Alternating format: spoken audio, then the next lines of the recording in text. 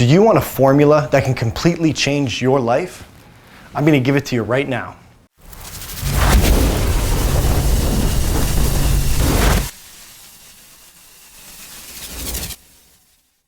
It's event plus response equals outcome. So this is extremely useful for anything in life, sales especially, but just your day-to-day life. So if you're not in sales and you're watching this will still bring value to you. And when you're in sales and you have this formula mastered, you're gonna be able to pivot and get creative and find ways to get the sale without using shady techniques. So let's go through this formula, because in this formula, you really wanna focus on the outcome. The events can happen to you whether you want them to or not. A lot of the events that happen in our life aren't controlled events. So you need to find a way to deal with those events in a way that is positive, in a way that is logical, and try and take the emotion out of your response to these events. So when you have this formula in mind and you're thinking about what is the desired outcome I want from this event, that's gonna dictate your response. That's gonna influence your response. And it'll actually force you to pause for a second and think about your response. Because that's key too. Because in the world we live in, there are companies, governments all over the place trying to elicit a response from you, trying to play on your emotions to get you to respond a certain way to get a desired outcome that that company, government, whoever, family member wants, right? Kids. So when you break it down in this way, it can become very useful to you. And this formula, you break it down to a micro level as well. These micro moments, they're all little mini events, all micro events in your life. And you have full control over how you respond to them, for the most part. You don't have control if you're reacting based out of emotion. If you're reacting without thinking about it, then yeah, the event has kind of taken a hold of you to get that response, to get that outcome. And there's a lot of money spent to try and trigger people into responding certain ways to certain events to get desired outcomes. So in sales, an example of this would be, a customer that is upset about something. It could be their fault or your fault. Really, it doesn't matter, because at the end of the day, what's the outcome that you want, right? So this formula is great of taking ego out, taking emotion out, and it's logic, right? It's an equation, it's math. If you want the outcome to be a happy customer, positive word of mouth, referrals, 5-star review on your page, testimonial, the whole 9 yards, what type of response should you give to get that, right? So take who's right and wrong out of this and let this equation formula dictate your response, because you want a positive outcome. So if you respond and go at your customer and try and prove that you're right and prove them that they're wrong, that's not going to get the desired outcome that you want. So you need to find a way to find a win-win here where the customer feels appreciated, the customer feels heard, and the customer will speak highly of your company afterwards. You can take a 1-star review and turn it into a 5 by over-servicing this customer. Companies that adopt almost like a no questions asked return type policy, or no questions asked, if somebody says, hey, my product was scratched or this, that, or the other, as long as it's not going to severely put you in a very bad financial situation, you should respond right away and go above and beyond to make that customer feel so appreciated that, they were so close to being like, blah, blah, blah, blah, blah, 1 star, this company sucks, blah, blah, blah, blah, blah, to a 5-star saying they took care of it right away, amazing customer service, they took care of my needs, blah, blah, blah. Because you broke it down using logic, not emotion. Your customer's emotional, right? So understanding that they're coming from a place of emotion, whether it was, they had a party coming up and the shipping company didn't deliver in time, it's totally out of your hands, but you can take that and spin it in your favor all the time. But if you don't have this formula in mind and you're not thinking about what desired outcome you want and what response will get that desired outcome, you might get emotional, you might piss that customer off even more, and you may lose a lifelong customer and potentially other lifelong customers because you let emotion get in the way here, right? So this is very important, and this goes with parenting too. If your kid's having an absolute meltdown because they didn't get their way, what outcome do you want from that? Likely you want a calm child who can understand the situation a little bit better, stop crying, stop making a scene, and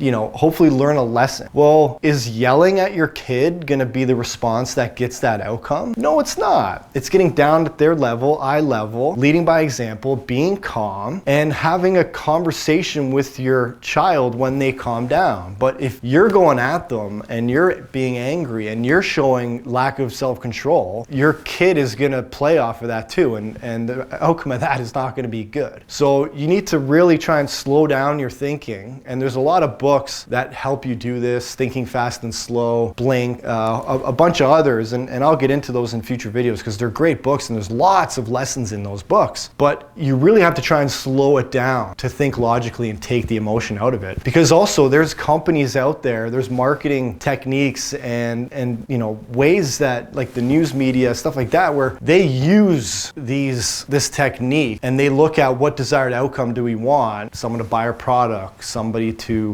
sign over this, that, and the other. Like it can be used for good and bad, just like anything in the world. But when you have an understanding of this, you can kind of question, okay, what kind of outcome does this person or this company want? And so why are they taking this, like why are they, because events can also be created on behalf of companies and individuals, even if you look at in sports, in combat sports, right? Combat sports in general, but combat sports, because it's one-on-one, it can very much become creating events, micro events, to elicit a certain response to get a desired outcome. Muhammad Ali is a great example, because Muhammad Ali understood this. He wanted to win the match. Okay, that's the desired outcome Muhammad Ali wanted. Okay, so he would create these micro events to piss off his opponents so much, because his tactic a lot of the time was to tire them out in the beginning and use his speed and agility and his style to tire them out so that he could eventually attack a weaker,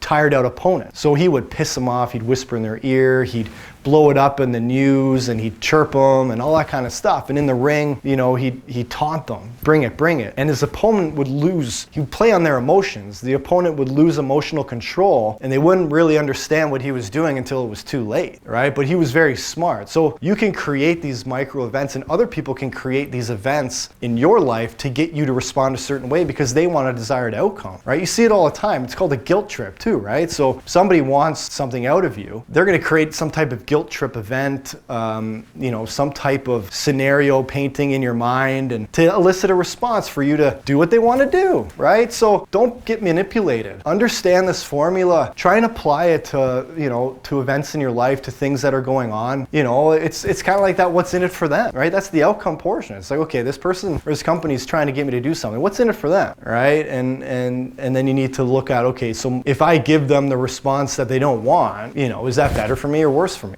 Sometimes it's used in a good way, where it's like they're trying to see, in sales, it's creating the pain point, trying to make you understand the pain that you're feeling. Because sometimes you won't realize that this is an inefficient way of doing something, and a product or service can fix that for you, can get you a better outcome. So they paint the picture of that better outcome. They make you realize the pain, the event, to elicit a response, you to buy their product or service to get that desired outcome. So it's applicable in absolutely everything. So this is a formula that I would write down on your whiteboards. I would even put it in the mirror possibly, until you kind of memorize it and start looking at the world through this formula, because it very much applies. And you need to always think to yourself, what response should I give to get the desired outcome that I want? At the end of the day, if you want that outcome, that positive outcome, you're gonna have to check your ego, you're gonna have to bite your tongue, you're gonna have to sacrifice sometimes to give a response you may not want to. Your ego might be saying to you,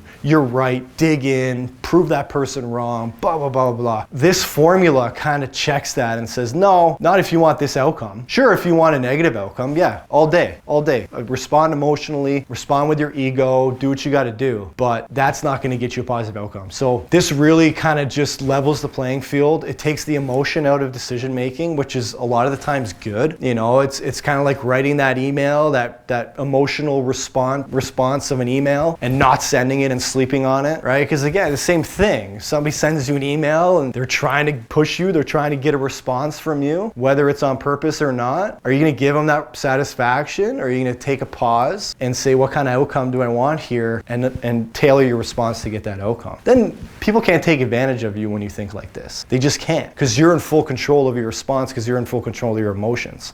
And this is a way to start mastering yourself. Master thyself, know thyself. You start to understand what triggers you. Because when you think in this formula and you get emotional, and you're taking a step back, you're like, okay, why am I getting emotional? What did they trigger here? And then you can work on, okay, that's triggering me because of this and that. And you can start working on that so that you don't get triggered again. So it's also a way to look inward and understand who you are and what triggers you and what gets you emotional, so you can work on that so you don't get emotional anymore. And it's a great formula. It's a great way to look at life and to just kind of break it down and take all the emotion and ego out of decision making. And in sales, same thing. You know, sales is a zero-sum game. It's outcome driven. There's just one winner. You're either going to get the sale or somebody else is. So when you have that in your mind of, okay, the outcome I want is to get the sale. Well, if you call them 5 times and give up, okay, is that going to get you the sale? No, like, you got to persist. The response should be keep calling. The response should be get creative. Maybe send them a video. Maybe show up at their place of work and knock on the door. Maybe write a handwritten note. You know, get creative. Again, it's very applicable to sales too, because the outcome is very easy. You want the sale, right? But you want to keep your integrity too. And create cool marketing events, right? So it's just like, okay, if I create this event, the response is hopefully we go viral, or the response is hopefully like we create a huge buzz to get the outcome of getting more sales. So events can be micro, they could be macro, they could literally be an event that you create, you know, a party or, you know, a launch or whatever it is. So, you know, think about that, because you can also create events. You can get creative that way and create events and be like, okay, what outcome do I want? What response will get that outcome? And what event can I create? What marketing campaign can I create? What sales, what email can I create? What tagline can I create? What subject heading can I create to get that desired response, to get that outcome of getting the sale? Event plus response equals outcome. It's a great formula. It applies to so many things in life. Try it, use it, hit me up in the comments. Hope you like it.